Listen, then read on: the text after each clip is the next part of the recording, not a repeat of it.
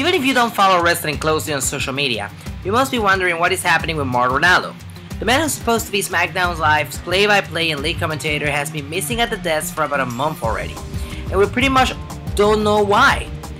With the help of a recent report that came from the Wrestling Observer newsletter, and that is backed by the well-timed release of former WWE announcer Justin Roberts' book, we might have an insight into what's going on. I'm Kirby from the Wrestling Space, and I'm here to tell you... What the is going on? For years, we've known that WWE's backstage culture is full of unwritten rules and lots of hazing. Most wrestlers always tell stories of how they went through some sort of humiliating joke or situation, and while most of them try to be good sports, laugh it up, just call it a rib, to the eyes of literally anybody else, it's borderline harassing and bullying. The biggest name that comes up when it comes to this type of situation is the one of JBL, who's allegedly been terrorizing superstars backstage. So how does all of this tie in with Mauro Ranallo? Let me fill you in. Ranallo suffers from depression and bipolar disorder, and to put it in layman terms, he doesn't have time for John's bull.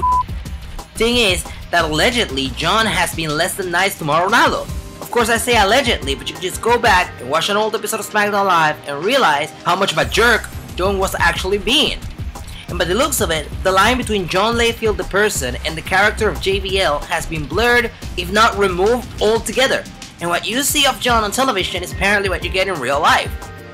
Well, according to a reporter, things got serious when JBL went on WWE's show Bring It to the Table to not only criticize Ranallo for winning the Observer's Announcer of the Year award, but just ripping on him entirely for his announcing style. As if it was any better. Mauro Ranallo have you hot this week? Oh, yeah, this week? As compared to last week. The man has 180-something thousand tweets. By the time this show airs, maybe 200-something thousand. That is a problem, okay? And he retweets some internet poll. We have, what, 2 million people that watch SmackDown in the United States alone? And you have some internet poll with 12 people on it? Oh, there it is. Corey happens to be very happy because he's number 2 on it. That man retweets himself. Mama man in Fuego. Oh, look, it's Nicki Minaj taking her iPhone and she's going to ride a dinosaur. And some other pun or something that has non sequitur that has nothing to do with the match being called. But he's going to say because he has a Twitter audience of 12 people that love to retweet everything he does. That is a problem, and I am hot. And I don't care that JR was 4 and Kevin Kelly was on the damn list. John's alleged constant harassing got to Ranallo, who apparently had a relapse of his mental illness and has been missing from SmackDown Live ever since.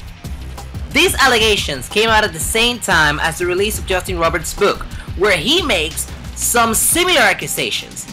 He recalls being terrified of working for SmackDown because John would, quote, terrorize him and other younger talent. He mentions times where John would ask him to kill himself and recalls that John would only refer to him as dipshit instead of his real name. Justin also mentions an incident in which someone, he doesn't mention John on this, stole his passport while the roster was overseas and he couldn't get back to the United States.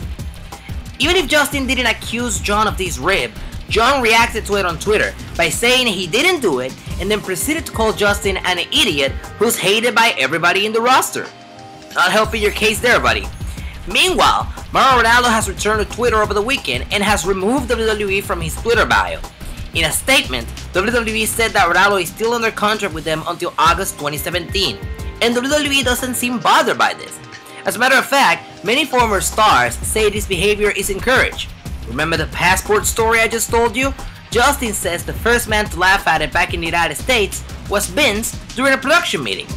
WWE has even aired some of John's quote-unquote hilarious ribs as comedy, like that episode of Ride Along where he and Michael Cole leave Byron Saxon stranded in the gas station in the middle of the night in the middle of nowhere.